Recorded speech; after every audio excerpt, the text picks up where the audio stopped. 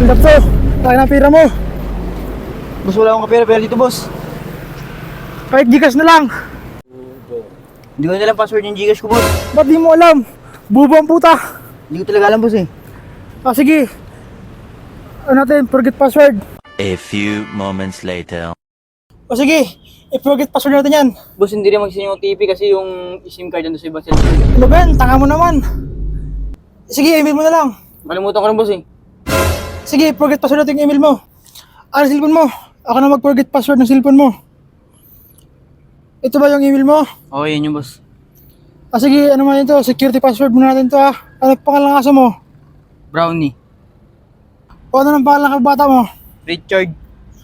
Anong favorite number mo? 7. O, nabuksan ko na yung email mo Ngayon, buksan ko na yung Gcash mo.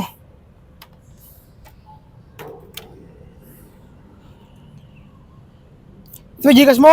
Oo, yun yung boss. Puta, ba't 10 ang laman?